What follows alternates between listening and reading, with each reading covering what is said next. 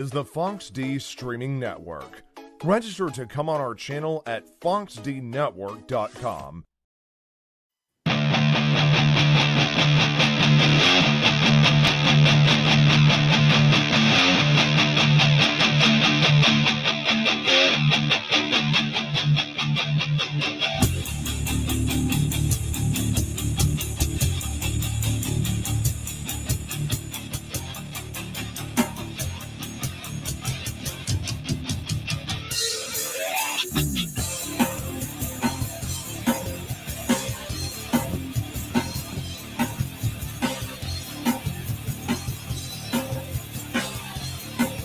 Yeah, what's up? What's up, everybody?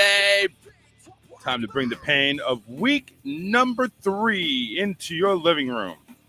Whether it be watching on Facebook, watching on Twitter, Twitch, YouTube, or hell, just go ahead and watch it on your big screen TV like we need to be. Because we got 3 big egos in this house, and we all need our proper introduction. To my right, he is wearing some Japanese anime crap that's going on right there. He is the coach. What's going on, coach? Good morning. Good morning. Good morning.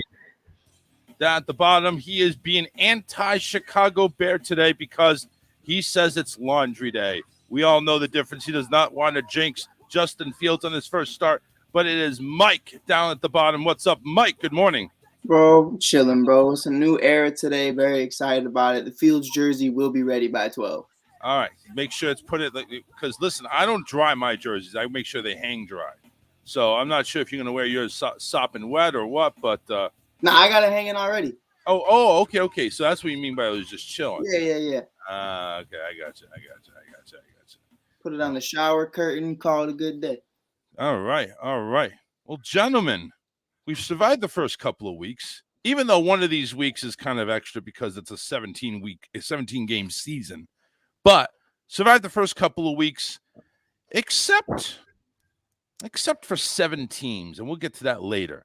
Those 7 teams, they don't look very good, and we'll talk about that later. But those 0-2s, hopefully they don't go 0-3s. But we do have a slate of big games going on today.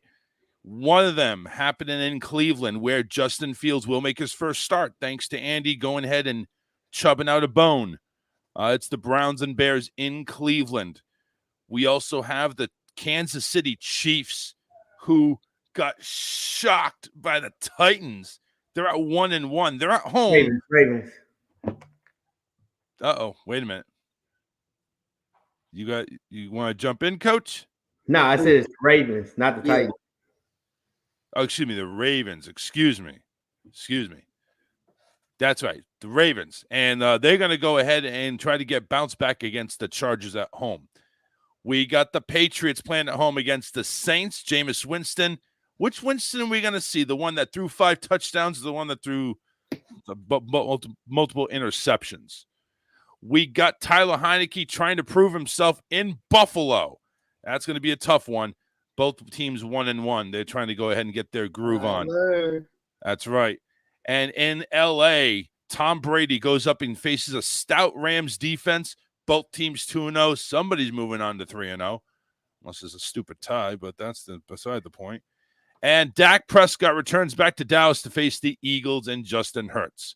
Those are the games on tap right now. And, of course, one other one's at Sunday Night Football. Aaron Rodgers went ahead and got all his clones or his drones or his haters off his back for that win last week. He's going into San Francisco to face the 49ers. But what do you make about that, though? Aaron Rodgers going ahead. He got all the heat on week 1. All the heat, like he's just given up. He's just given up on the team. His mind is not on football anymore. And now he could just say, stick it up your rear. How do you feel about that comment? Is that something that you would do in your predicament if you were Aaron Rodgers, or do you kind of take the high road and it's like, hey, listen, we just had a great week this week? For me personally, as a former athlete, I completely understand like the high road thing. I completely understand just trying to be quiet, trying to be that guy, just focusing on what I do. I was always in the weight room. I was always last one to leave. I was always putting in extra stuff. But for me, every time I'd get on the field and I'd see the people who were always talking on, the school website or whatever when I actually did show out, I definitely let it be known. So I am with Aaron. I am 100% okay with, just going out there and having fun and letting these critics feel it, because, you go out there and you stick your job out there. You stick your neck out there to bash me. So when I prove you wrong, I'm going to make sure that your boss knows you were wrong. I'm going to make sure that everybody knows that this guy went on live TV and said Aaron Rodgers is over with. I'm also going to say this, though. You beat the Lions, bro. You've been doing that for 15 plus years. Like everybody and their mom has been doing that for 15 plus years. I promise you that. But it's not really showing anything to me yet. I definitely didn't think he was folding the bed for the rest of the entire year.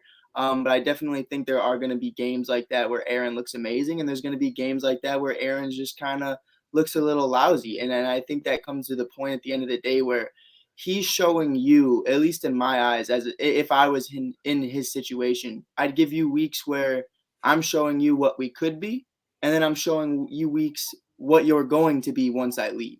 And that's completely what week 1 was here's what's going to happen once Jordan Love is in full time. Here's what happens when I'm gone and I take Devontae Adams with me. And that's truly how I looked at it. Before I get to you, Coach, I do want to go ahead and make a point, since Mike is a diehard Bears fan. He does have some brown colors back there. He's got the dark brown and the orange and blue there. wall. That's not blue. Coach, is that blue? That's not blue. That's blue. That's not blue. That's blue. You need to watch that. Blue. We're not light blue.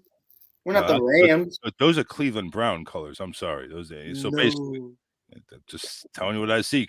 And that's the ghost of Tom Brady behind you, and he's not coming back. That's right. You're right. He's not coming back. I don't want him back. He will be next week. Yeah. Oh well. Shut up.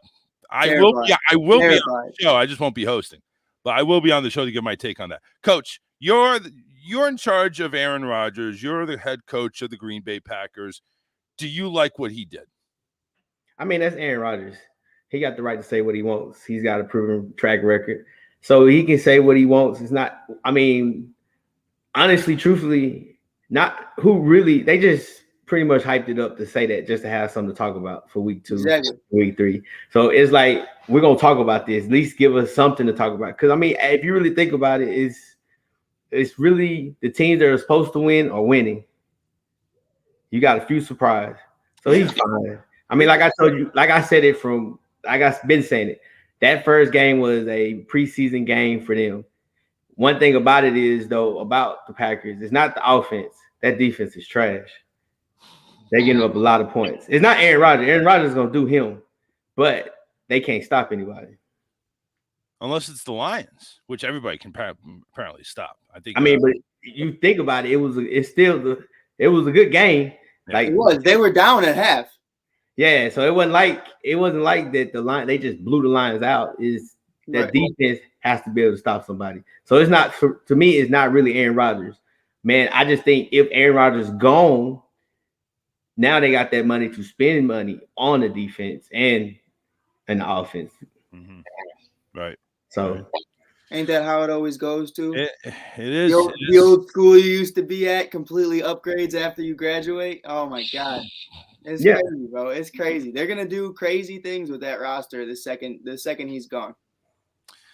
And we'll see. And you really guys think that Jordan Love stepping in, do you really think he's got the guns to do it? No, I'm not saying like right away, but do you think with given time and everything, would he be able to be a successful quarterback in Green Bay? I think he's got the gun. I think he's got a cannon. I think he is a great quarterback athletically wise. I just don't think he has the poise or the decision-making ability yet to be thrown to the wolves right now. I think you've seen a lot of issues with him. Last year, he wasn't even your backup quarterback. He was your third stringer. You know, he couldn't even beat out whoever. I couldn't even name who it was, but he was on the roster and he couldn't beat him out. So for me, it's one of those things where I think he continues to sit and continue to develop and be that guy. And it's unfortunate he has to do that a little bit early. But everybody does in this league. And at one point or another, you're going to have to show what you're made of. And that's just the truth. You know, we're seeing that with Justin Fields right now. Are you going to wet the bed or are you going to be the franchise quarterback? You've seen it with Joe Burrow, Justin Herbert. Mac Jones to an extent. There were talks that he was going to sit this year. No, you're not. You're playing, and you have to either meet that expectation or have one damn good reason why you don't. Honestly, being a top 15 quarterback, and I can say about the other quarterbacks that were taken in the top 15, except for Trevor Lawrence, which, listen, you're going number one, you're starting. I don't care who you are. Yeah. You're going number one, you're getting paid, and you're starting. But, the other quarterbacks that were taken, except for Zach Wilson's, I don't understand. It's a whole different world there. That's just, could you imagine? Is this Zach Wilson or is this just the Jets? I mean, I thought a bit more of the Patriots defense with a rookie quarterback playing, not a lot of weapons. So I feel like that would have happened. That's a Patriot defense without Stephon Gilmore. It's still a nice defense led by Bill Belichick. So I think they had a lot of preparation on him. I think Bill completely understood. No. You don't think they went into that week knowing exactly who Zach Wilson was? It was 2 weeks in. He played chunk it up. Now that one pick, that was a good pick. But the rest of them, he was just chunking it up. I mean, it's about making decisions. You could take, like you say, you take the Patriots. They're not going to put Mac in any issue. Right. He's not going to go out there and go 4 or 5 wide and just drive the field. He's going to run it, play action. We're going to throw it. And then we're going to play defense. He doesn't have to make hard decisions. It's like, hey, if it ain't there, don't make the throw. Let's punt. Let's play defense. Right. You got the Jets. It's basically no different from having Sam Darnold. It's basically no difference. You can say all the talent, you can have all this, but then look what happens. He's think he's at BYU. Oh, I can throw this. I'm going against these guys. No, that's the thing. That's the issue. You can't just say, hey, I need you to throw the ball 40, 50 times. I mean, I think that's where we mess up as people. You take, like you said, Bird. He was at LSU. He played against D1 defenses. And he had a good offensive coordinator. So we taught him how to read it. I mean, and I think that's where a lot of people, you mess up. You say, oh, well, they went number one and this, that. Some people are not ready. It's all either you have to have a good defense, you got to have a good line, or you got to have a coach that'll take care of it. Right. So it's definitely early, but I wanted to ask Charles too, because we didn't get a chance to talk about it. It was a little later in the week. Sam Darnold, even with CMC going down, looks nice. He's looking good with Robbie Anderson. He's looking good with all these cats down in Carolina. It's way too early to be making this statement. You still don't know down the line what Zach Wilson's going to be. But if you were the GM today of the New York Jets, would you be thinking, maybe I should have took a Devontae Smith. Maybe I should have took a Penei Sewell. Maybe I should have took someone instead of Zach Wilson and hung on to what's his name, Sam Darnold. See, the thing is, what Sam Darnold proven in New York, that's all you got. That's all you got to go on. So that is a decision making that basically will define your GM career. Is you go ahead and you keep your franchise quarterback, or do you go ahead and say we need to go in another direction? And I think that's been the problem with the Jets all too often. Is they're changing out quarterbacks like underwear. Right. It's to the point where you got to stick with somebody. I know that feeling. You got to stick with somebody. You got to give them the weapons. If you don't have the weapons, then what does that say about your team? You could stick Tom Brady in there. I'm not talking about 25, 30-year-old Tom Brady. I'm talking about 33-year-old Tom Brady now. Yeah. He needs those weapons. As before, it's like, listen, as long as I have somebody that knows the system, we're good. But you go stick any quarterback in that situation, and it's just like it ain't working out. Right, it's a bad time at all. So it's a lot of it's in the GM's hands. Where are you going to spend the money?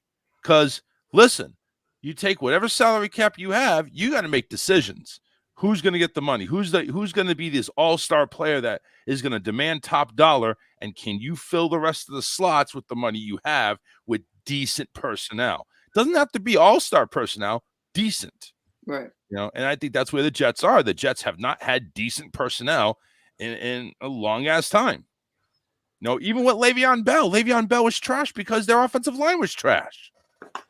So, again, Le'Veon also did things, though, to wet the bed for himself. I mean, you're a running back. I'm not talking about personally Le'Veon. I'm just talking about the Jets. Oh yeah, definitely. But I think Le'Veon's fall was bigger than I think the Jets. Well, yeah, I think. Listen, staying on the sidelines for a whole year. That was it. That was it for me. Where I said, "Wow, you actually might lose that second gear." Yeah, it's sad because he was the talent, and now what happened? You don't know. He's still sitting on the practice field, isn't he? Yeah. Yep. Freeman. I think Freeman's getting one of the starts this week. How do you feel for that? Le'Veon Bell going from starting running back for the Jets to practice squad with the team that's been decimated on their running back squad. Practice squad. That's just the game. That's how it goes. One hit, one decision can change everything. I'm telling you, I'd fire my agent for that. You got to put me on a practice squad? You mean to tell me nobody else wants a running back? You mean to tell me nobody else wants me? No, they don't want your drama. They don't want you. But you got to realize, too, though, man, running backs is a dime a dozen now. Well, you don't got to pay these cats. You could take one in the 7th round, give you just as many reps and production as Le'Veon Bell does. He's 22 years old. Yeah. Well, it all depends, too, because, again, you still have to have that skill. And I'm not saying nobody's got the skill. I'm just saying there's a lot of running backs out there that got that skill. I think Le'Veon's got the skill, but, he's you can't show it now because he's sitting on, taking third string snaps. Right. Not even on Sunday. Hey, but I will say this, going back to what the comment about the Jets. One thing that Sam Darnold has is he has Brady. And I think if not this year, probably next year, you're gonna hear a lot about him, the OC for the Carolina Panthers. He did it with Joe Burrow when he was at LSU. The year before Joe Burrow started, no one hadn't had the season he had till Tom Brady came. Not Tom Brady, I'm sorry, the other Brady, the OC, when he came, and then now he went to Carolina. Teddy Bridgewater looks good. Now Sam Darnold looks good. So you got to give a lot of credit to Brady.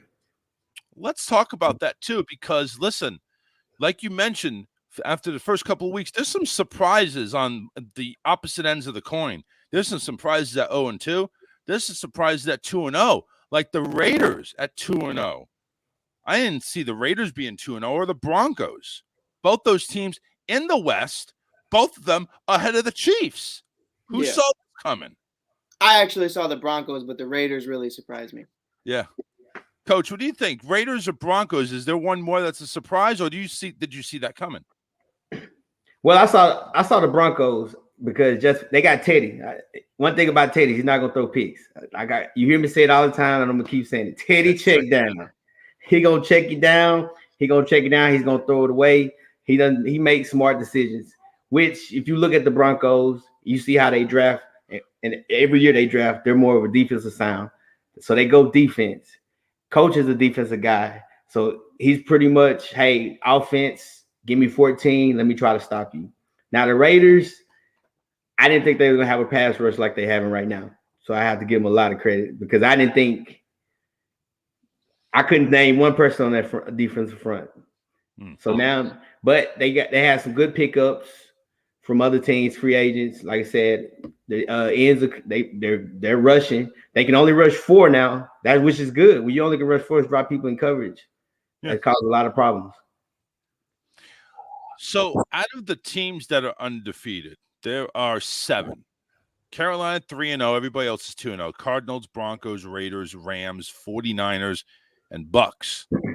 Which out of those do you fellas think is the worst 2-0 team to start the season? Or 3-0, excuse me. 3-0 or 2-0.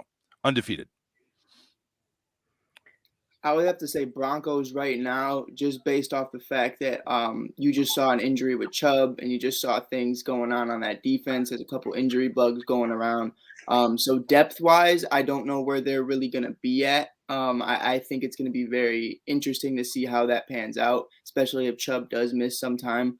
With Teddy, I like Teddy. I like Teddy a lot, but Teddy has a history of not being able to finish a season fully healthy. And if you have to go to Drew Lock, that's a wrap. That's a wrap on that season. I don't care what anybody says. The running game is, let's be real about the running game. It's just one of those things where these guys are older and they're all just coming together trying to fill the shoes of a real RB1.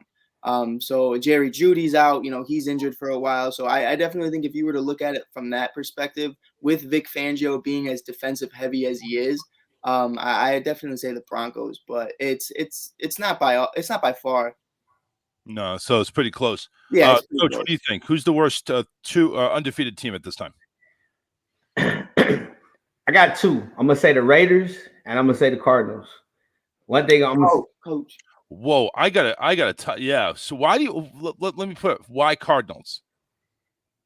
Why Cardinals? Okay, you played Minnesota. Yeah. Total defense was out. Yeah, I agree. Cooks was hurt, and you lost. You should have lost, but you only won because of a kick field goal. So that's it. You should have lost. You should have lost. Dub's a dub. So I just sit there and I look at it like they shouldn't even be 2-0 then, right? Offensively, they're a gimme squad. What's name's gonna run around and then chunk it up. Well, let's put it this way: they're a gimmick squad. They've scored 72 points. That's the most in the NFL. I know, and that includes Carolina's 3 games. Who did they play? Doesn't matter who they played. Yes, it does. Who did they play? You really think Minnesota has really a shitty defense? They were all hurt. They all got into a car accident. They were pretty banged up. But you gotta realize they have 6 games in the West, correct? And you have to play. You're playing the NFC South also. Right. And you're gonna be mad today, Coach. They play the Jaguars. I'm not gonna be mad about that. They're like, that's another team that doesn't count. They played the Titans the first one. They scored 38 points against the Titans. Held them to 8. They held them to 13 too. Yeah. Okay, and continue. And who they play? And let's talk about Adam Thielen, Kirk Cousins, what's his name, Justin Jefferson, and I believe Dalvin Cook did play. I know, but he's hurt. Yeah, he's hurt. He's hurt right now. He's not hurt then. He was. How did he get hurt? He got hurt last week during the game. Right, but he didn't start off that way. It's not like Dalvin wasn't there from the jump. Again, I'm just saying though, it was a shootout to where they scored 34 friggin' points. That's what I'm saying. What happened that first game? All of a sudden, it was like, oh, defense. So wait though. But the Bucks didn't get clocked by the Cowboys? You're talking about the first game of the season. Oh, that's different. No, listen to me. You know what? See, Mike, you know what he's trying to do is he's trying to make the point where the first game of the season where the Cardinals just routed the Titans, that was preseason. Yeah, no. No, that doesn't count. No, what I'm saying is this is what you got to realize. First game of the season is pretty much you have no film, you don't have any tape on anybody. So you're playing the guessing game, right or wrong. Right? You have a whole tape on a team from last year. Mike, no, it's a different. You have different players. What's the difference? Julio Jones? Come on, Mike. Come on, Coach. So you really think they're going to play the same crappy offense? So what? The first game, they're going to put some wrinkles into it. Let's take the Cardinals. Let's talk about the Cardinals. Right. Yeah. They play fast. They play chunking around, right? So when you go 3 downs and out, Mike, you play defense, correct? Yeah. So it's very tiring. Once you get on the sideline, 3 minutes later, you got to go back on the field. Yeah. And they drive the field. Yeah, your defense is tired out. Then they get back. They drive the field. Boom. You get a 3-minute break. Like, that's tiring over time, like your body. Right. And now, once you get to the point, because you got to realize who you're finna get ready, who you're going against. Seattle. Ooh. Then you're going against the 49ers. They're gonna smash mouth. Well, I mean, right. Maybe later on they might smash mouth, but as of right now, they can't. But even the Rams. Yeah, the Rams. I'm saying, and then you still have to go to the NFC South. Like we said, Bucks is gonna give you what they're gonna give you. Right. Like, that's the thing with that type of offense that you have. Hence the fact that's what happened last year, that he got hurt towards the end. Like, they don't have a running game. Like, he runs around, chunk it up. That looks good. Oh, that's good on Madden. We do it on Madden all the time. Mm-hmm. But when you're talking about in real life, he's 5'8", 175 pounds soaking wet. You can't do that and then you got an extra game. You can't do that. That's the thing. That's why I say it looks good now. But Right. over time, I'm talking about over time, Right. they go 3-0, but then now they got to go through. They're gonna have a gauntlet part. Right, but here's my thing looking at it, and it's from maybe it's because I'm more of a defensive player. As a safety, all my main job is to do is watch the quarterback. So all I do is watch this kid ball out. This kid's doing a lot more than you're giving him credit for. This kid's not only chucking it up, he's dotting people up. Like he's looking nice. I feel like you kind of got to give him a little bit more credit than he deserves. These aren't just random chucks, Hail Marys, D-hops out there somewhere like Derek Carr and Derrick Henry are doing, or Henry Ruggs. Hey, answer this. How did the Bears make the playoffs? Because Kyler was hurt. No, like that's the real of it. That's the real of it. It came down to Arizona losing and Kyler was hurt. So I feel like Mike, answer this.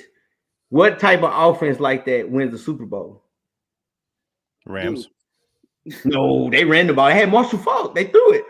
What type of offense? They threw it all over the field, though. Come on, they chucked it up as well. But Kurt Warner was worried. He was in the pocket. He was protected. Yeah.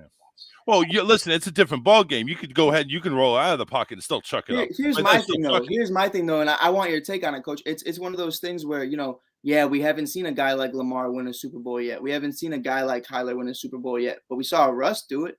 And once Russ got a little bit more of a passive kind of guy, more of a pocket passer kind of guy, you kind of saw him implement those steps needed to win a Super Bowl. And now he's kind of implementing those steps. So are you to tell me that 3 to 5 years down the line, if they don't bring in some running back in the second round, you don't think they can make it to the big show with this defense of J.J. Watt, Chandler Jones, Isaiah Simmons?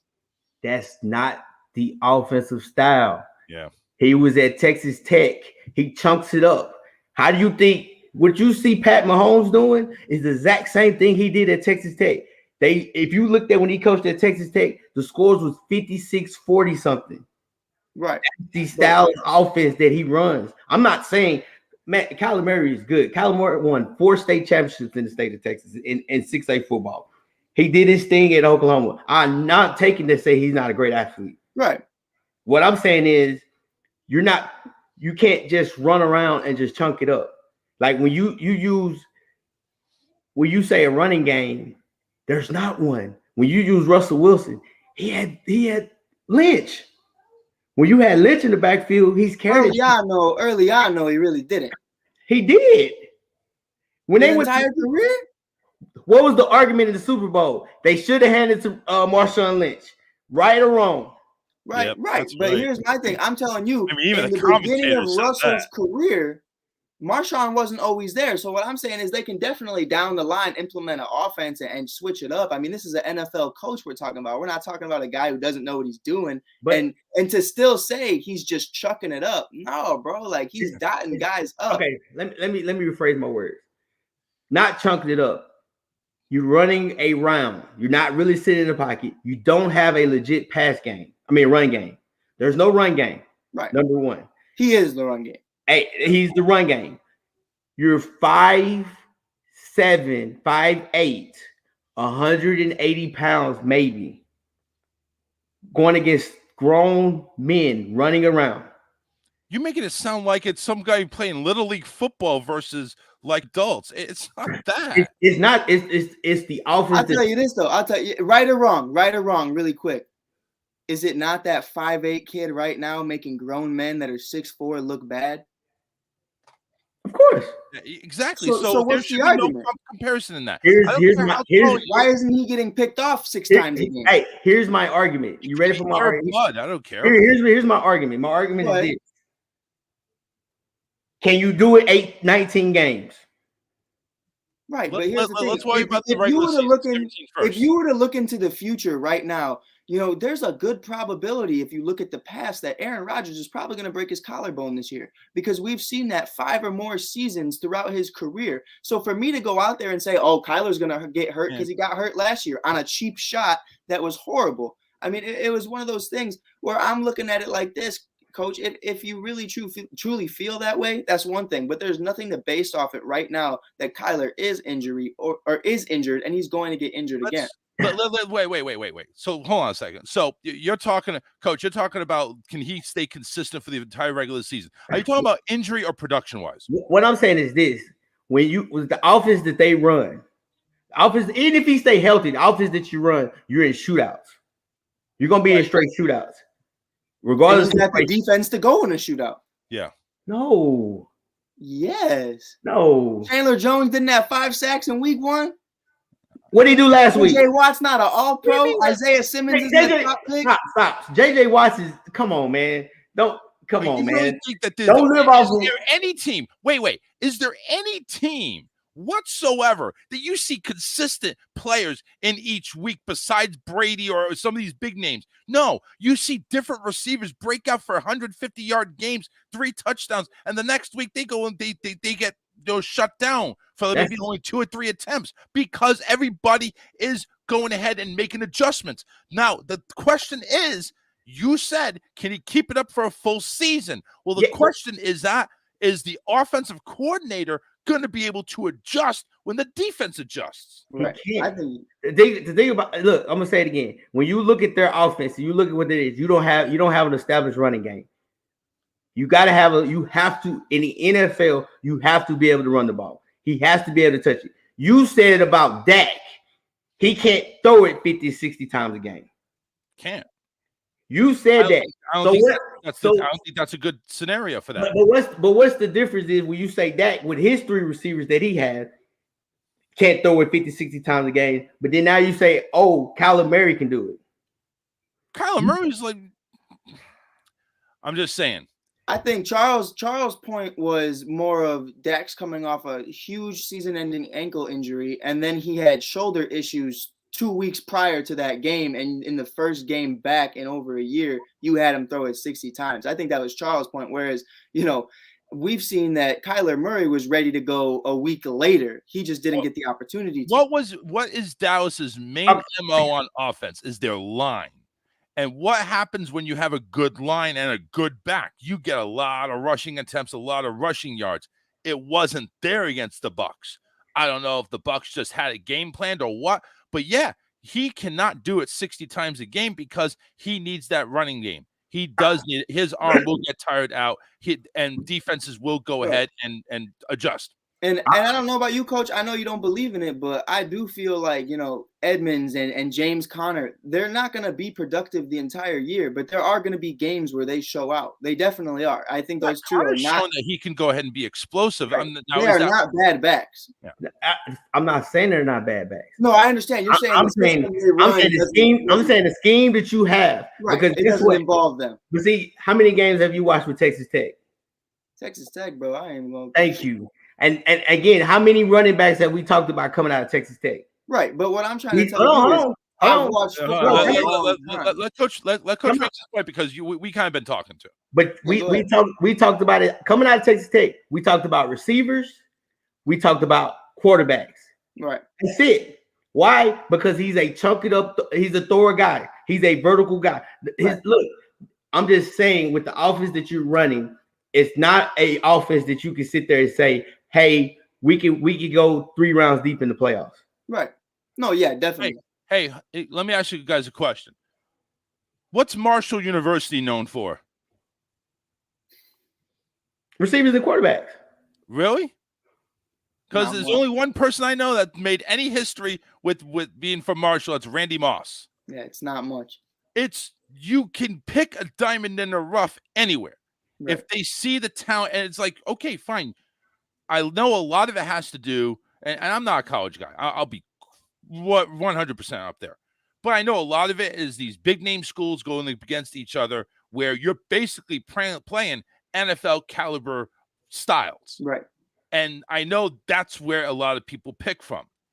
However, you still can have the Marshalls out there, the Marshall Universities out there, come in, shock the shit out of you, and go ahead and just blow everything out of the water. Right. I mean, we look at it like Justin Fields out of Ohio State. Oh, he's not good because that's not a quarterback school. That means nothing to me because half of the people of the Chiefs fan base couldn't tell you right now where Patrick Mahomes went to college. I could promise you that. I don't even know, to be honest with you. I promise you that. So the biggest thing to me, he didn't go to a Clemson. He didn't go to a Alabama. He didn't go to a LSU. He didn't at all. So for me, where you go to college doesn't imply how talented you truly are. It's about how much opportunity you were planning on getting and how much you wanted to show your stuff. Here's the thing. And I'm gonna say that it's not, and and I say Texas Tech not because of the college. I'm saying it for the simple fact of the matter. That's where he came from. Like even Pat Mahomes, of course, Pat Mahomes from White House Tech in Tyler, East Texas. Right. So he wanted to go to A&M. It's a whole. I know a lot about him because we played. It was the whole thing. I know what you're talking about. I coached him. I coached against him and everything else when he was in high school. So, but that's a whole nother story. What he's doing now is the exact same thing he did at Texas Tech. Also, the exact same thing he did in high school. Like but don't you think anybody taking a quarterback would know that? But even the head coach for the Cardinals, he wanted Kyler Murray. Like he tried to get Kyler Murray. Kyler Murray wanted to go to A&M, I think because his dad went to A&M and blah, blah, blah. It was something like that. It didn't work out. They had an issue with the coach. He went to Oklahoma. Of course, you go to Oklahoma because it's a spread offense and everything else. What I'm saying is, regardless of the situation, when you have an offense like that without a running game, at least to give your defense a break, your defense is playing more plays and over time because you're naming the guys you name. JJ Watts. JJ Watts hasn't played a full healthy season in like 5-6 years. Right. And I can't say too much to living in Houston because JJ Watts is like the second coming of Jesus, and he's. Yeah. I'm just gonna tell you now. Apparently, it was DeAndre Hopkins too, and he's and DeAndre Hopkins, and the thing is, but that's the thing when you watch it and you see it because he runs around because he can't really see over the line, right? But I'm not knocking none of the players. I'm knocking the Doug Flutie. Just saying. Yeah, I'm knocking the scheme. I don't think you're talking about 16, 17, 18 games of doing this. Yeah. And I don't see right now they might make the playoffs. I got to see. We got to wait to week 14 to 15. Right, yeah, I'm not trying to say they're Super Bowl contenders. I just don't see what they're doing in the long run because it doesn't fit because you have to have a running game. Right. That's not his style. That's not the coaching style. That's not the play call style. That's all I'm saying. No. The athletes, man, they're professional athletes, man. They make $millions. Everybody in the league is good. Let's put it this way. Right. After a couple of weeks right now, he's looking pretty damn good. All right. That's all we can say right now. You want to go ahead, we all can go ahead and play, the crystal ball game and see what happens at week 14. He gets injured. Week 13, he falls off the cliff. And all of a sudden, now he's just having bad game after bad game. That's why they play the games, folks. That's why they play the games. Of course. But listen, for what Kyler Murray's doing, I think I have confidence in it. And by the way, he's 5'10", 207. Just that's the statisticals that he's on there. Just wanted to go ahead and point that out. But anyway, enough of that. He's 5'10". He's 5'10" with his cleats on. Yep. Well, like 3-inch cleats. We talk about stiletto heels. Anyway, Mike, Coach, would that be considered your first argument? A little bit. I don't know. I don't know. I don't know. All right, let's take it up a notch here. Tua over in Miami. Gone. Oh no. Now Jacoby Brissett steps in. Are we talking about nightmare situation for Miami? Or were they already in a nightmare anyway? Coach, what do you think? Is Tua really the answer in Miami, or they're just kind of going for a top 10 pick? I wish I would say he was. I thought he was going to have a better season. Well, I thought he was going to have a good season, honestly, truthfully, just because now you had your offense, you're healthy now, but it's always something. I think he's one of those guys because if you go back, you look at him when he was in college, he was hurt. Even before one of the national championships, I think he had surgery on his ankle. Then the year before he came out, he had his hip. And then this year, now it's a rib. So I think they're going to start calling Deshaun. That was going to be the thing. Do you think they start upping the ante over there in Miami to go ahead and say, listen, we need number 4 over here? I think once that whole situation, once the NFL pretty much let it know, because right now, like I said, you got the owners of the Texans, he's paying big money to sit, not even play, not even dress out. I mean, and the Texans is a whole nother story. But it's so far, it's like you're not hearing any news unless I haven't heard anything, and maybe you guys have, but I haven't heard anything about Deshaun being suspended. Nothing. I mean, he could play right now if he wants to. Deshaun is doing what your boy did up there at old New England Patriots. He got in trouble for a massage, and you know what he did? Don't say nothing. Just keep going. Hey, just keep look. What they say? Just keep going. Just keep going, and you gonna forget about it. He's an old man. You got to feel sorry for him. Yeah, but this is more than just one massage. This is 22 different massages. And I know he's a 70-year-old man. He's horny. What do you want? And listen to, hey, check this out. I live here, and you haven't heard really anything about it. Even if you listen to ESPN, no one really says too much about it because it's kind of like it's under the radar. Even the NFL pretty much hasn't said anything. He's not playing. It's a tight lip. They're saying, he's a healthy scratch. That's it. Yeah, and that's what you do. You just look.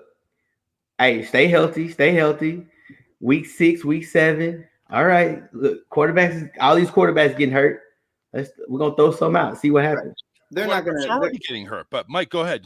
Give your take. The league for me with Deshaun, it's the same thing with Josh Gordon that gets so tight-lipped throughout the season. We all know what he's doing, but the NFL and the NFL to me doesn't allow ESPN to talk about it, and I feel like there's some kind of agreement there because it's bad business having these conversations. It's regardless, ESPN doesn't want to talk about it because that's how you lose listeners on ESPN because guys are like, oh well, I don't want to listen to this. I don't want to listen about Texas. They're running this horrible operation with players like that, so it's definitely tight-lipped until the facts are taken out. They're not going to say a word. Once the facts are taken out, I promise you, they will blackball Deshaun. They'll blackball him quick if it's true. They'll have, we don't accept him. We don't this, we don't that. The same thing they did with Colin times 10. So for me, it's one of those things where if I'm Miami, first of all, I like Jacoby. I always really did like Jacoby. He's definitely not a QB1, but he's definitely serviceable. And, when Will Fuller comes back with whatever he has going on in life, I don't know if he's back this week. He's playing this week. He's playing this. That's good. I'm happy for him. Will Fuller, Jalen Waddle, Devontae Parker, and a lot of great tight ends in that room. Gesicki can catch, or not Gesicki, Gaskins can catch. I really like what Jacoby brings to the table. He's still very mobile. He's a lot less injury prone, and they don't call him Tua turn the ball over. That's literally his name. They can't say Tagovailoa, so they call him turn the ball over. And I think that brings something different to your offense. I think this Miami team's going to look not better without Tua, but it's going to look a lot better than people expected.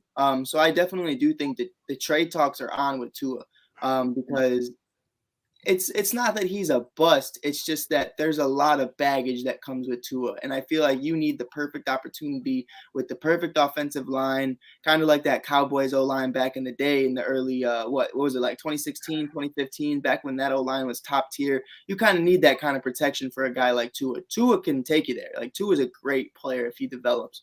But is he going to be able to finish a season? Because, one wrong step and something completely gets destroyed. It's kind of like a Carson Wentz kind of thing where it's there. But it's very unfortunate in that way of just catching that injury bug. And that happens to a lot of guys in the league.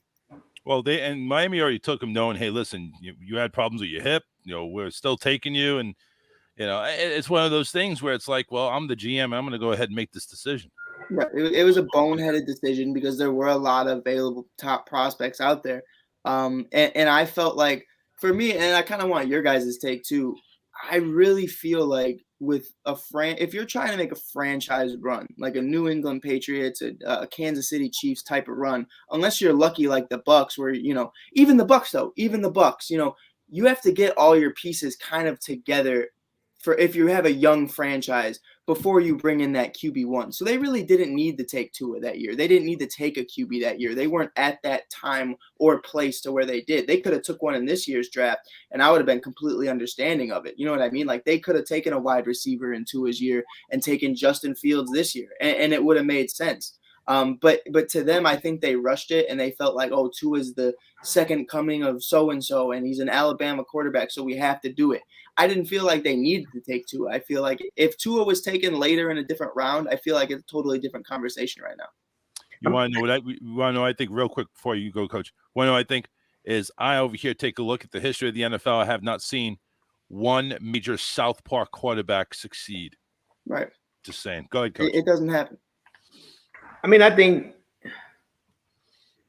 they looked at it or take it to it this year, because if you go back and you take this year's quarterbacks, you had Trevor Lawrence and Justin Fields.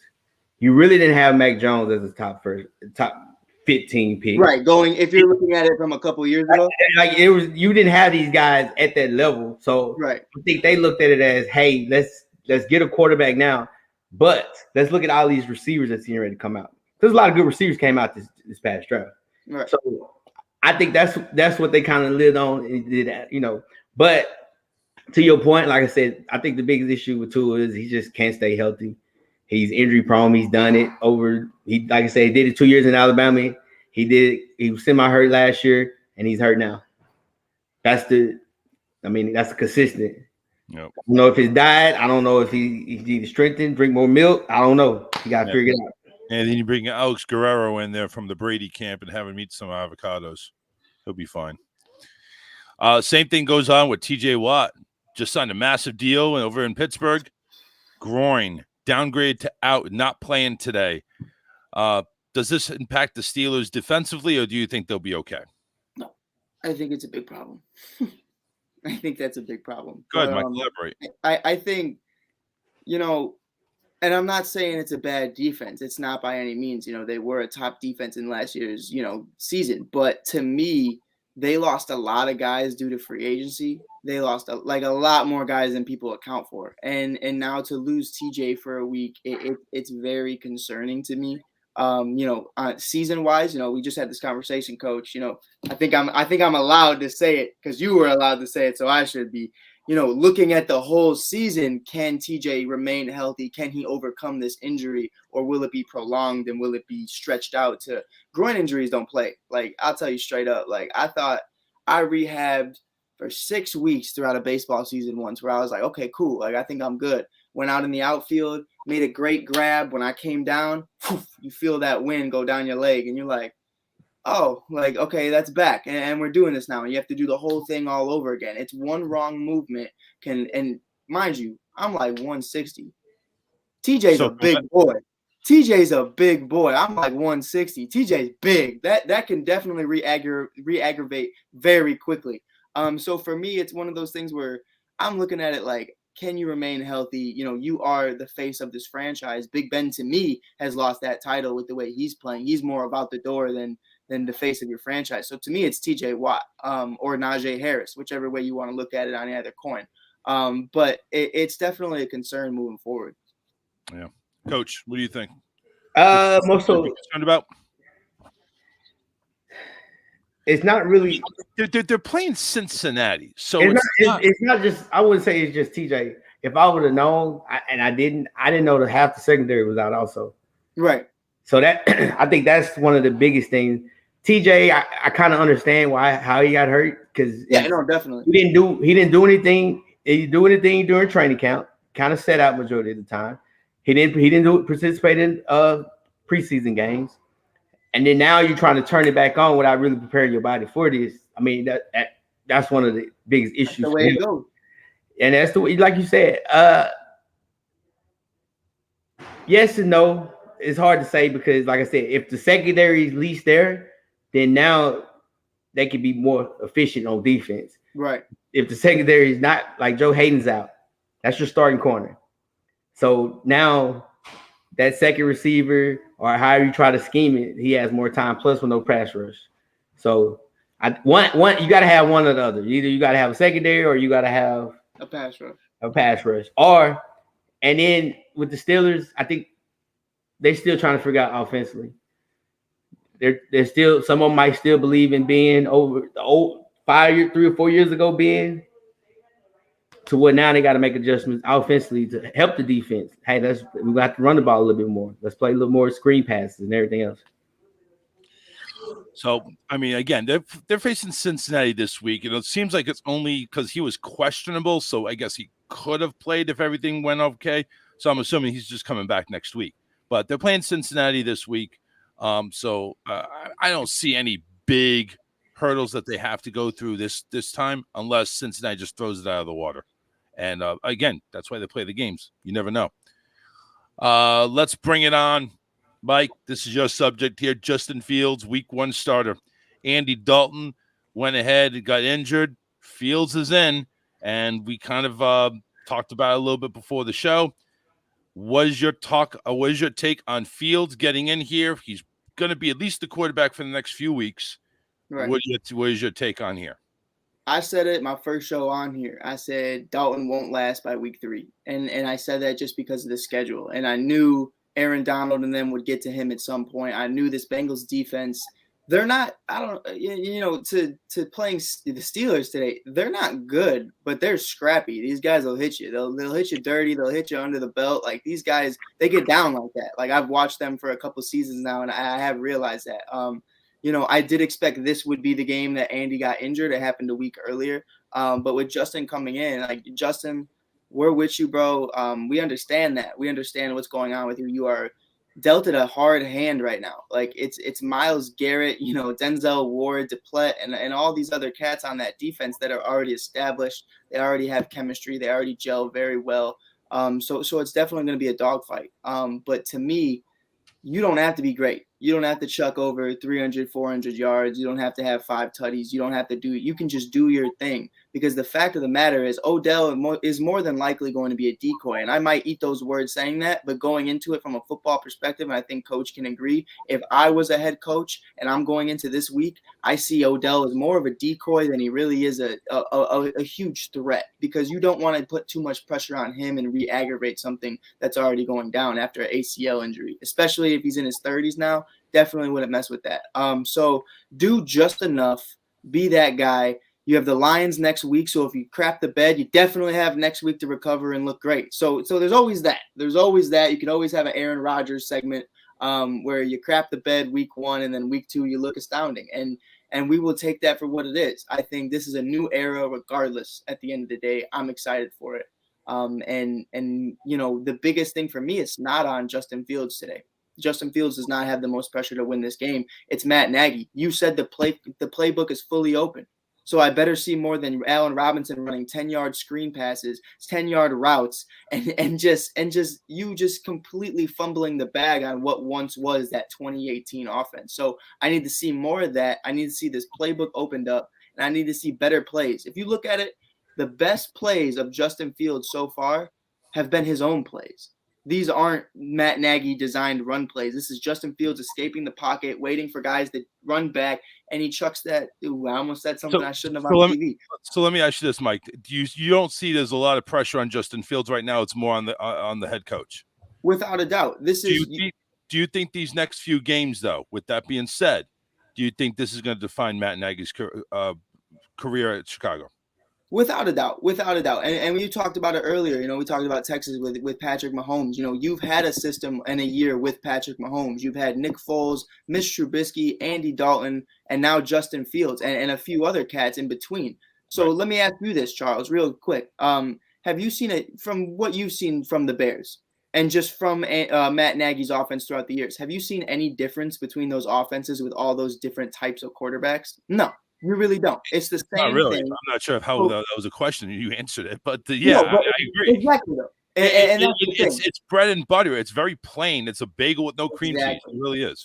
So here's my thing. The sole reason Andy Dalton started in the first place, is that you could say, well, that's the reason my offense still looks the same way as it does, is because I want to use that with Justin the following year. Now your hand is forced. Now you also opened your fat mouth and said that the playbook is completely open. If you would have said the playbook was restricted because Justin doesn't understand that, which we all know would be a lie, but we'd let it slide, that's one thing. But you said the playbook's open, so let me see it.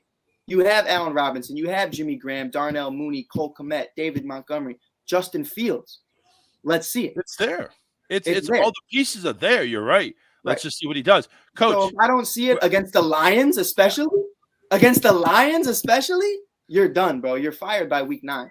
Go ahead, Coach. What do you think? I mean, there's a lot there that Mike said. We started with the Justin Fields, how he's going to do. Now we went into the coaching thing. Then we're going into week 2 with the second start that he's going to have against the Lions. So all that together in 2 minutes? To be honest with you, I just really, truly. Here's my issue with Justin Fields. It's not the throwing, it's the reading. Can he make sure he reads? Can he understand blitz pickups? Because even that when he got hit in the preseason game, he misread it. So that I think that's going to be his biggest issue. He didn't even misread it. He didn't even see it. Yeah, but you got to understand that blitz. That's the thing about it. You got to understand who's everybody's picking up and who it is. Because if you look, who was it? God damn, I can't think of it. It was one game. You take the line. I can't remember the game it was where it's totally off the subject. The old line was saying no. The Texans, they would call out all the hots on who to get, and the quarterback didn't even make not one call. Like the linemen were calling it out for him because he doesn't know. And that's the thing. And that's the thing I think that he's going to struggle with because you don't have that. You might not have that smartness on the O line. So and now you're coming with the Cleveland Browns. You got two good pass rushers. You got a good secondary that's gonna mix it up with you. Definitely. So I think that's gonna be the issue. Like I said, I don't really follow Nagy offensively because I wasn't never been a Nagy offensive fan. Because I love offenses. I love to read, figure out things what they're gonna do. Down there, coach. I'm with you with that. So again, I understand why I wouldn't start him. Well, you have no choice now. I believe it was right not to start him just for the simple fact of the matter because he needs to grow and learn. You take all the good quarterbacks that are good, they set. Right. They started week 8, week 9, week 10, or whatever, but they set. So I honestly, truthfully, this is the field show. It starts now. What's the name? Red Rifle, he's done. He ain't coming back. You can say Nagy said it, whatever. He's going to keep him in because you got to ride with it now. Yeah, that's true. I mean, right now, your starter's out. Nagy says he's coming back when he's healthy, but then again, and that's the thing, Coach. I keep seeing you nod your head. I wanna, and because you don't follow him, I want you to understand. He'll do it. Justin Fields can throw 300 yards 3 weeks straight, and we could go 3-0. He'll put Andy back in. That's the type of ego this guy has, bro. What you got to realize, if he does, you got to realize there's people above Nagy. Oh, definitely. But, bro, I promise you, he just doesn't care. He doesn't care. He does. I just don't.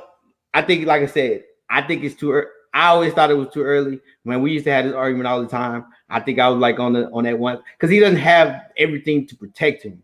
Right. I think if Kevin Jenkins, our first round pick or our second round pick, was available, he's our left tackle. I definitely think you got to throw him the kid. You got to throw in the kid. You got Jason Peters. You got a great offensive line there now. But it's very slim now. It got very injured very fast, and that really changed. You even noticed that changed my thoughts on it because when preseason first started, I was all for Justin playing. I was throw him in with offense is better. It's revamped. It's a little bugged up now. So it's one of those situations where is it worth it in the long run, like a Tua situation? Is it worth playing Tua in year one? I just don't. I think again, I'm gonna say that this is my last. I just don't think he can read a defense. I don't really think he can just read one because if you look, the games that he has struggled in was even in college. It was the Clemson. It was Alabama. And one thing about it is Clemson up. Huh? He lit Clemson up. No, the year before. Oh, you're talking about the year before? Yeah, not the year. What happened the year after? Yes, but that defense wasn't. He cracked his rib and put up 50. But that defense what that was. But anyway, even when he played Alabama. So look, that's my opinion. Charles, go to the next segment. I know he go all day with these Bears.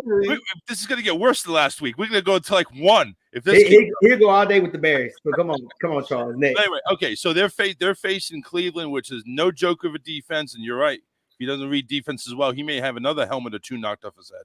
Yeah, definitely. So, all right. So let's go. One thrown at him by Myles Garrett. Yeah, that too.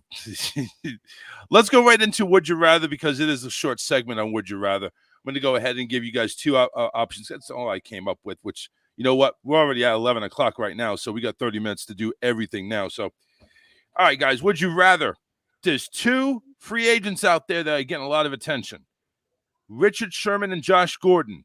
You have needs on your respective team at both secondary and wide receiver. Mm-hmm. Would you rather choose Richard Sherman or Josh Gordon You cannot say both. Mike, go ahead because you have the smile. Richard Sherman, bro.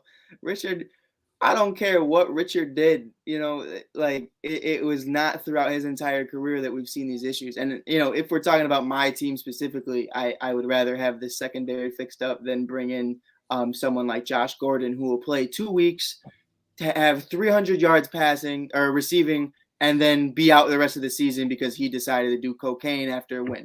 But it's definitely one of those situations where Richard has the pedigree. Richard has the veteran leadership. Richard's been that guy. I feel for Josh Gordon. Addiction is a real problem, all jokes aside.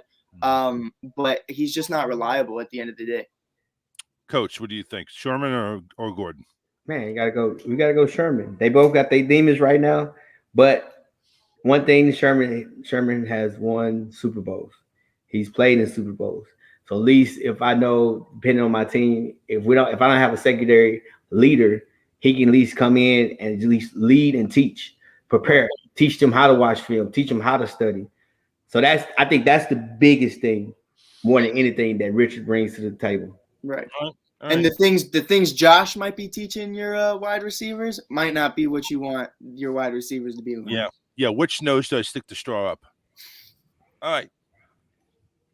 Now there's more going to be for Mike, and again, keep the rhetoric very short. Very short. We don't know how Fields is going to do. We don't know. But just right now, if you had to go ahead and put one on the bench, do you go ahead and sit Andy for the rest of the season, or do you sit Justin Fields for the rest of the season, not taking in Andy's injury? Are you talking like if I had to pick who's QB1 right now, like no injuries? Yep. For me, I think it's a weird situation. I personally would go with Andy just until that offensive line is fixed, because I've watched what's happening to Tua and I've watched what's happening to other guys throughout the league that don't have offensive lines that play their rookie year. I don't want a Joe Burrow situation. I don't want a Tua situation where this guy has a devastating injury and going into year 2, instead of wondering about your development, I have to wonder, are you healthy? Okay, Coach. Oh, red rifle. I said that from the beginning. I just want you have to have stuff around rookie quarterback. For them to be good, for them to be great, you got to have stuff. You got to have things around them. And then also you got to have a coach that put them in the best situation. You got to tweak your offense. I think that's where a lot of teams mess up. We're going to run this offense. It's going to be like this. I mean, you look at the Patriots. Patriots ran a different offense almost every year. Oh, yeah. Yeah, they try to evolve. They try to do it. Sometimes they nail it. Sometimes it's like, what in the world are you doing? Sometimes it's Sony Michel just running up the middle. Yeah. Yeah. So I think that's the biggest thing. Yep. All right. That's it. That's the 2 would you rathers. Honestly, I kind of went ahead and you know what? This is the trap week for me, because I'm looking forward to Disney next week. So this is my trap week. So I wasn't totally ready to go for the would you rathers, but I'm definitely ready to go with Panic or Patience. Panic or Patience is our next one. I got 5 of them that we're going to go ahead and do. And of course, some of them have to do with some of the injuries that have gone on right now. So first, number 1, I'm going to go ahead and say Tua and the Miami Dolphins. Tua turned the ball over, or Tagovailoa, or whatever the hell you say his name. Tua. Injury. He's on IR, which means he could come back, like week 8 or something like that? Week 7 or 8? I think it's like week 8, 9. Yeah. I think 6 at earliest, but yeah. It's 6. You get 3 weeks. Okay. So he could come back, but this is broken ribs. This is ribs. This is, preventing you from breathing. You get sacked. That you land on your ribs. I don't care what padding you have. Panic or patience? Are we patient with Jacoby? Maybe even Deshaun? Or do we go ahead and panic because the person that we relied on our offense is not there? Coach. Patience. And I say patience because you got to look what's going on else in the AFC East. That's your focus. Try to make the playoffs. Mm-hmm. So when you look, everybody's pretty much 1-1. So except the Jets. So everybody's 1-1. Plus, if you look at even the AFC overall, try to get a wild card. Majority of teams are still 1-1, so you still have time. So right now, just be patient and just hope We can just out of these, he's out 3 weeks. Let's try to win 2 of the 3 or 1 of the 2. If he's out 4 weeks, let's go 50-50. Right. Mike, what do you think? I think it's a two-sided answer with patience on Deshaun Watson's situation, but panic about Tua. I mean, it's definitely a concerning thing. I think I agree with Coach. You know, you're supposed to be very patient, and you're supposed to understand Jacoby is next man up. He's been QB1 before. He's been QB2 before. He knows what it's like to step in. And it's definitely a situation where you have to go 50-50 and you have to win some games and you understand if you lose some. But with Tua's situation as a whole, it's definitely a panic situation because this isn't just, okay, 2 years in a row with Miami. This is 3-4 years in a row of being injured if you're counting Alabama, counting college. And it's not little injuries. Like, dude, you're 21 years old. You broke your hip. My grandmother and you run the same 40 right now. It's that bad. It's definitely concerning. So I say panic on Tua, patience on Deshaun. Okay. All right. Christian McCaffrey. He is going to be out a few weeks. Now, we all saw that, you know, Sam Darnold did pretty good when he was injured and he got out. But does Sam continue it? Panic or patience on Christian McCaffrey and the fate of the Panthers offense? Mike. I patience because of how McCaffrey is and because how good he is. You know, there's not a lot of good white running backs out in there. So growing up, you know, I loved when you would see that because it you know, I played a little running back here and there. So it's always fun to see guys like that. He's definitely a franchise type guy. The only reason I say patience is because you haven't, if I'm not mistaken, you can correct me if I'm wrong. They haven't given him a bag yet. They haven't given him that max contract like you have with a Zeke or you have with Alvin Kamara or Aaron Jones. So it's definitely where, okay, we'll wait for him to come back and we'll see what happens. And like Coach says all the time, running backs are a dime a dozen. So, you know, I love Christian. I definitely think they don't have any plans of getting rid of Christian, but I definitely don't think they're concerned about having to pay him a lot of money in the long haul if these injuries continue. You know, what about the offense, though? Any concerns about the few weeks that he's going to be I think Chubbard can get it done. I think losing Mike Davis is a big L. I definitely thought that going into the season. I thought it was a very good backup to have. He's flourishing with Atlanta, but anybody would. But I think Sam can definitely hold it down with the amount of weapons we've had. We've seen it with the Cowboys. Dak didn't look to Zeke at all. So he's just pass. And if Sam can step up and be that guy, again, Jets have a lot of questions to answer. Go ahead, Coach. Patience. One thing about it is they're gonna play defense. Sam just has to make sure he just don't just throw it away. Just don't give up pick sixes. I think the kid, the Hubbard, the backup, I think he's similar to Christian McCaffrey, except he's not as explosive as Christian McCaffrey. He kind of did the same thing when he was in college. He's a little bigger too, right? Yeah, he's a little bit bigger. But again, you're 3-0. You can afford a loss, right. 1 or 2 losses. Because the simple fact of the matter is for them, it's not necessarily we're not going to win the South. We're not going to beat Tampa. But we can get a wild card spot. Which, because if you look, you got NFC West is not doing good. NFC East is a throw up there. So everything else is the South. And I'm sorry, not NFC West, NFC North and NFC East. I let that one slide. I was like, but I was like, I'm not going to argue with a coach. Come on. No. So really, if you really think about it, your wild card games are coming out of the NFC South and NFC West. Right. So you just need to keep an eye on that because you know the other side, they're only bringing in, they're not taking a wild card spot. Right. So you're fine. Just be patient. All right. TJ Watt, we only know it's like a game. I think we talked about it already. You know, it's a groin injury, which could be easily, you know, re-injured. Going up against Cincinnati, would you be worried about TJ Watt not being on your side against Joe Burrow and the Bengals? Or do you ride it out? Or you don't have to ride it out, but would you be worried or would you have patience on your defense that's already there, Coach? Patience. Hey, 1 and 2 is not bad. It's the AFC. You'll be all right. TJ getting the best money could buy with treatment. So he'll be fine. He'll be good in about 2 weeks. He better. All that money he took, you know, they're probably in bankruptcy now for all the treatment that he has to do on his wee-wee. Mike, what do you think, though?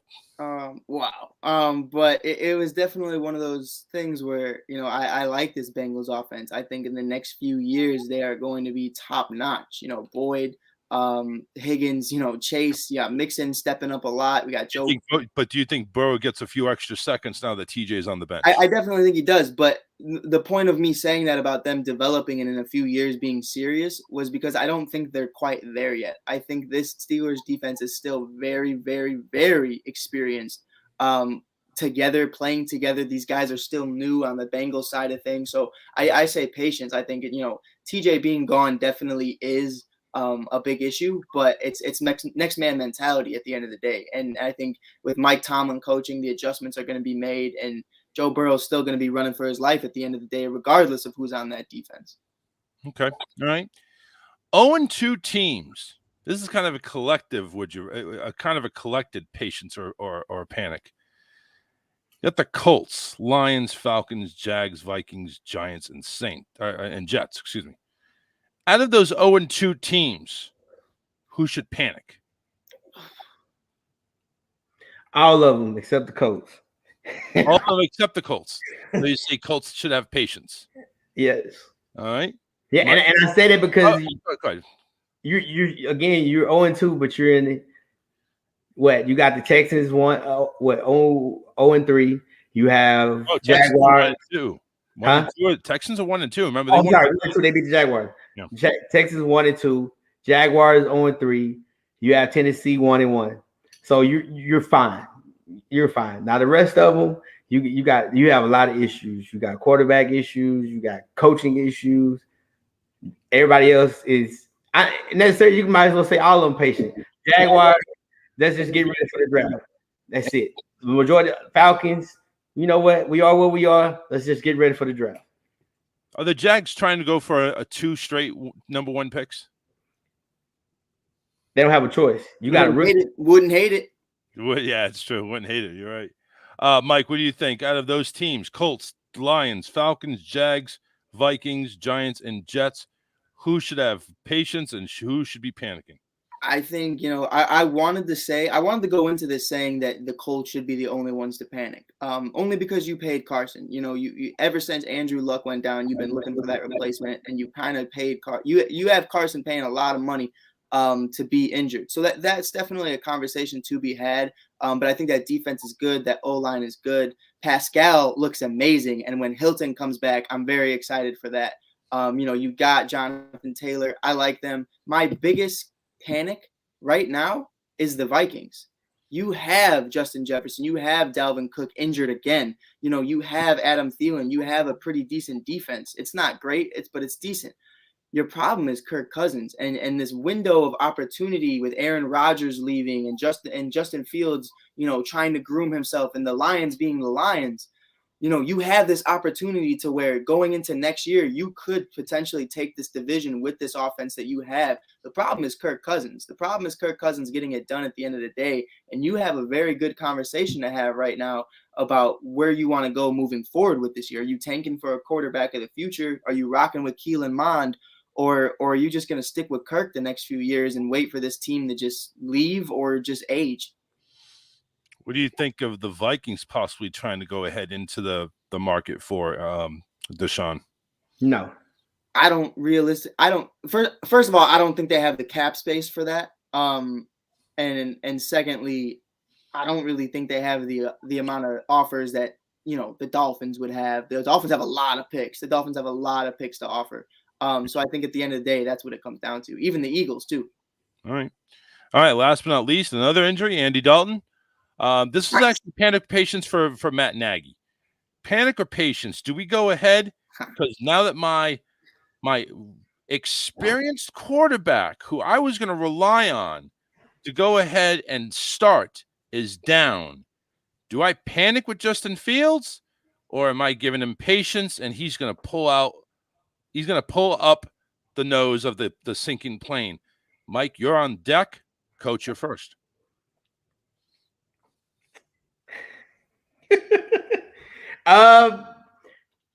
Patience. Yeah, coach. Patience. No, I don't. No, Patience. let him talk. Here's why. I don't think I think the owner is content with what he got. I mean, they made the playoffs, 2 out of his 3 years he's been there? Mhm. I could be wrong. So I think everybody keeps saying, hey, he's going to get fired. He's going to get fired. He's going to get fired. But I'm like, he's making the playoffs. No one has them picked to go to the Super Bowl. So I'm going to say patience. Regardless of the situation, I think he'll be back another year. All right. Mike, you're up. It's a funny situation, and I watch him all the time. I wish I could play the video for you guys right now where, they interviewed him this week and he goes, oh, well, now that Justin Fields is getting QB1 reps, he's really looking good. I'm seeing things I didn't see at the beginning of the season. Everybody else saw it. Everybody else on that roster saw it. So for me, he acts like a year one coach. He acts like Urban Meyers with Trevor Lawrence. He's acting like, oh, well, we both need to learn from each other. No, you're experienced. You're supposed to be a Mike Tomlin type guy, an Andy Reid type guy who understands how to run this system. But you're acting like, oh, well, I'm new here and he's new here, so we're figuring it out together. You've been here. You should have figured this out by now. So I think it's panic on his side of things, because I didn't think he'd have to play that Justin Fields card yet. I think he was going to hold it out as long as he could so that he could gain that extra year. I agree with Coach.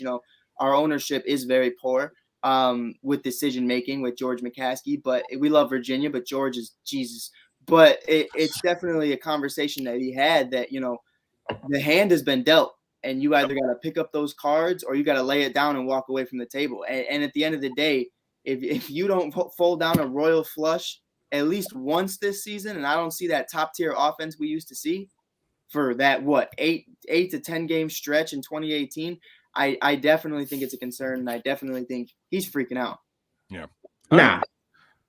No. Go ahead. Closing comments, Coach. No, I don't think he's freaking out, because that's any and every team that's average or a losing team. Jaguars freaking out at Urban Meyers. Hell, the Dallas Cowboys coach, they want to get him fired. They talk about Jerry Jones all the time. I just think that's just how it is. I mean, you think with your heart. So when you think with your heart and not really just seeing, hey, this and that, you look at the bigger picture.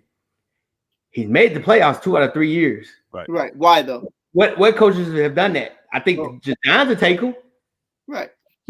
I think that's the biggest thing is he's made the playoffs. Like, it's not like he just went over, or it's not like he hasn't had a winning record or anything. He made the playoffs. Right. No, yeah, that's definitely a good point. I've seen coaches make the Super Bowl that have been canned 2 years later, though. And look at Lovie Smith's history. He had a 10-6 season and got canned for it. And to your point, Coach, I love what you're saying, and I'll keep it very short. We don't got enough time. We could do this a whole nother day, talk all about the Bears, but this defense isn't what it was, and that's what got you there those 2 or 3 years, and it's not what it was anymore. So right now, it's an offensive-heavy team, and that's what it needs to become, because that's what takes you to a Super Bowl at the end of the day. But I agree with you, and you see teams that they got canned because they went 10-6 and everything else, because but the potential was Super Bowl. You take the Patriots. If the Patriots don't make the playoffs this year, next year, now you're saying Bill has to go. Right, but here's the thing, though. Are you content with 3 out of 4 years of just expecting the playoffs, or do you want to elevate to that next level and be Super Bowl contenders? Because making the playoffs is cool, I guess. I think the Super Bowl is the ultimate goal, but you have to have realistic expectations in regards to if you're bringing in a brand new quarterback like the Patriots are with Mac Jones, like the Jaguars are in Trevor Lawrence. You're not expecting Super Bowl, and the Jets definitely ain't expecting playoffs with Zach Wilson behind the helm. But I'm just saying, I don't know what that's the ultimate goal for any team. We got to cut it off we got to cut off the knees right now, though. Let's go. The new segment we have, the Vegas 5. What I'm going to do is I have 5 games where the spread could be the determining factor of if you make money or not. Now, of course, there's some states that have the full integration of the betting platform. So this is maybe something you want to go ahead and jot your notes down to. So I have 5 games here, the Vegas 5. I have Kansas City getting 6 points against the Chargers. Do you take the Chargers, or do you think Kansas City covers? Mike. Kansas City without a doubt. And I just think is it in Kansas today, or is it in LA? It's in Kansas City. Yeah, Kansas.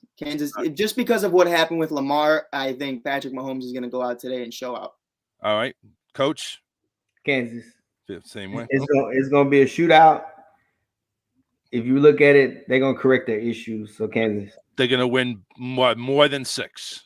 yes, it's gonna be 14. All right. Baltimore is against Detroit. Baltimore is favored. It's in Detroit, by the way. Baltimore is favored by 7.5. Baltimore goes ahead and covers, or is Detroit come in and lose, but not by much? Coach?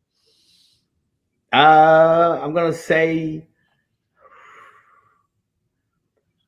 Lions. They'll probably lose by 3 or 7 points because that defense is banged up. I think someone else is out for the Baltimore Ravens. Yeah, So, I think a linebacker. Yeah, I think it's gonna be a run heavy game on both sides. So I'm gonna say Lions gonna. Right, Mike. I got Lions. Lions specifically just because of Hawkinson and Goff, and I think they're definitely going to keep you in that game. Swift, I'm not sold on Swift yet. I think there's a lot of issues there, muscle injuries, but I definitely could see them catching this game. I think Lamar's a little too hyped about that Super Bowl win they had last week. Calm down. It's regular season.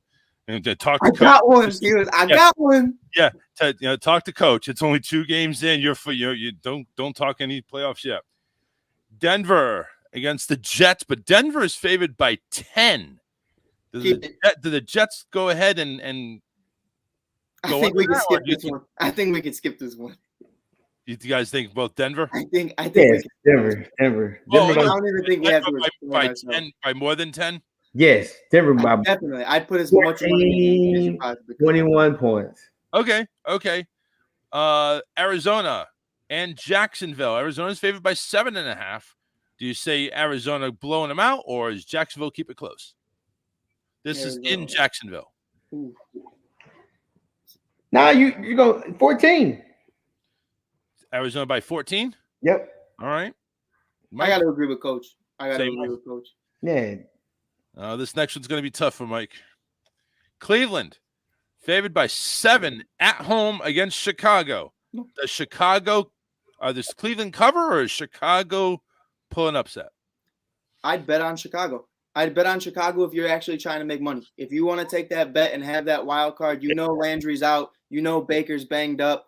If you want to have your risk of the week, no, I definitely think with my heart. But you tell me Landry's out. You tell me Odell is coming back for the first time in a year. Baker's banged up. It's definitely a conversation to have, and it's definitely, if you're trying to do a parlay and you're trying to make some money, why not? Go ahead, Coach. What do you think? Man, I'm going to go Cleveland. You're going to go Cleveland, blowing them out by more than 7. Yeah, it's Cleveland. Yes. All right. Well, listen, let's go ahead and get to our picks. Now, let's also go ahead and state that Coach was 10-4 last week. Mike was 9-5, and I was 8-6. That puts right now Mike and I at 15-14. Coach is like up there at 17. 17, 18. No, I think you're 18 and 8. If I did the math correctly. I had the graphic, but I don't have it anymore. It doesn't matter. Sucks? If you watch back really quick, to last week, I had Lamar, and last second I switched. You did. That pissed me off so bad. Right here. This is you right here. Oh my God. That was you. All right, let's get to the picks here. Let me down again, Pat. First game we're gonna go ahead and do with a frig is my pencil.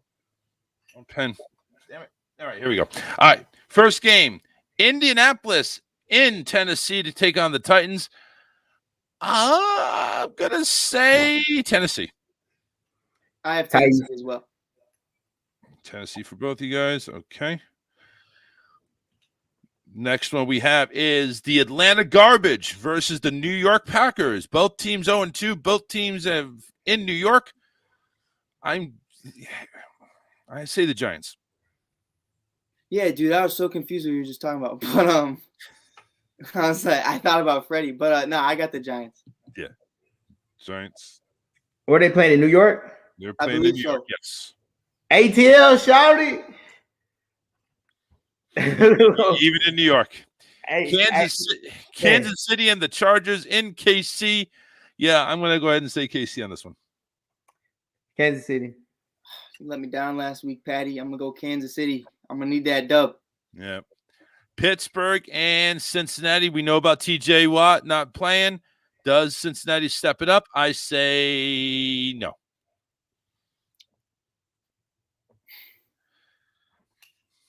I'm gonna go Cincinnati. Cincinnati to keep. All right, Coach. Let's go Pittsburgh. Pittsburgh. Chicago and Cleveland. Mike, do I just put you down for Chicago now? Yes, sir. All right. We're going Cleveland.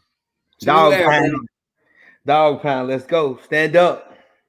They haven't stood up since 1960 something. They went deep in the playoffs, sir, last year. Baltimore coming off their Super Bowl 57 victory, going up against Detroit in Detroit, 56, excuse me, going up against Detroit, who's 0-2. Yeah, you know what? Detroit's showing some fight. I'm going to go Detroit. I got Ravens. Come on, Lamar. Let's run for 160. New Orleans and New England. Jameis Winston, which one are we going to see? And it's in New England. So does Mac Jones get his first win at home? I say he does. I got New Orleans, you said? New Orleans, New England. I got the Patriots. I'm going to say New Orleans. Okay. Arizona, Jacksonville. I see. I'm gonna be stupid. I'm gonna say Jacksonville. I got Arizona. Arizona. I know I was gonna get that. It's okay. It's okay. It's okay. It's okay. Hey, you're good for one upset a week. Yeah, I know. It happens. That's why I bet on. That's why I bet on the Bengals, because I think Joe Mixon's really showing out lately, and TJ not being there, I think there's a presence to be said. The Washington Red football team facing off against the Buffalo Bills, who I need a new stadium. Both 1-1 in the old stadium. Washington's got a good D, I'm telling you, but I'm going to stick with Buffalo. I got Buffalo. No, you can't. The quarterback, Redskins. Oh, I love Josh Allen more. I like Heineke, but Heineke. I love Josh. Josh is my guy. Yeah. Hey, I'm gonna go with the Bills. Buffalo Bills. Hey, Heineke, it's all love though, bro. Throw your yards up, cut. Dot them up. He needs to chuck it too. The Wooly Jets going to Denver to go ahead and take on Check Down Teddy, or Teddy Check Down. Yeah, I don't even know why they even show up to Denver. 3-0 Broncos. 3-0. Miami going into Vegas to face the Raiders. No Tua, Jacoby Brissett. The Raiders 2-0. We're gonna do all Vegas. Vegas, yes, sir. Seattle going into Minnesota. I'm gonna throw Minnesota in there. Nah, I got Seattle. Dalvin Cook's out. Nah, he's playing. Oh, no, he's not. Oh, they said he's not? Yeah, he's not. I was going to Seattle anyway, because after what they just did. Yeah, if you telling me shot for shot, Russell Wilson or Kirk Cousins, I'm good, bro. I'll take Russ. Tampa Bay in LA, 425 game, and both 2-0. Who's moving to 3-0? Give me Stafford, baby. No. What? Who? Give me Stafford. Yeah. You know why? Brady's looking forward to the New England game. Mm-hmm. TB12 LFG. Let's go. Oh, you can't say the middle word. In San Francisco for Sunday Night Football. Green Bay, San Fran. Damn. San Fran's 2-0, but I think they're going to go 2-1. I'm going with the cheese. Got to give it to them. They do not have a great run game right now. I'm definitely giving it to Green Bay. Aaron Jones had a great performance. Aaron Rodgers does his thing. That secondary is weak in San Fran. He's getting all the trolls off his back. What do you say, Coach? Oh, I'll go with the Packers, man. I don't know what's the issue with the 49ers, but they just injury prone, period. It's bad. They need to fire the whole training staff. The whole medical staff. Everybody needs to be gone. I don't wish nobody getting fired, but God, dog, it's too many injuries. In the NFC East for Monday Night Football, it's Philadelphia and Dallas. Somebody's getting a winning record after this game, and I think it's Dallas. Is it in where is it at? It's in Dallas. It's in Dallas. I'm gonna give it to Dallas just because I could see that they were offensively put to face off against Tom Brady and the Tampa Bay Bucks. I don't know if Jalen Hurts is ready with Devontae Smith yet to take on that. Yeah, he's gonna get hurt. It's gonna get hurt. What do you say, Coach? Ah, man, I'm riding with Dallas, man. Dallas has been live this whole weekend. You had the State Fair. You had the Arkansas game, Arkansas A&M. You had the PV Classic. Hey, I'm riding with Dallas. Gotta go with Dallas. Ladies and gentlemen, week 3 is in the books. I will not be here on week 4 hosting, so hopefully one of you guys will step up. I will be on the show, though, because I'm not going to go ahead and duck away from Brady going back to Foxborough. We're talking about that. Definitely. Ran all the way to Disney. Ran all the way to That's why he went to the happiest place in the world, because next week's stressful. I will come live from So Sunday, I'll be at Hollywood Studios. I'll be right there in front of Slinky Dog. That's a good time. That's a good time. Hey, let's go. Damn right. All right. That is it, ladies and gentlemen. Week 3's in the books. See you next week for week 4. For Coach Mike, I'm Charles. Take care, everybody. Later.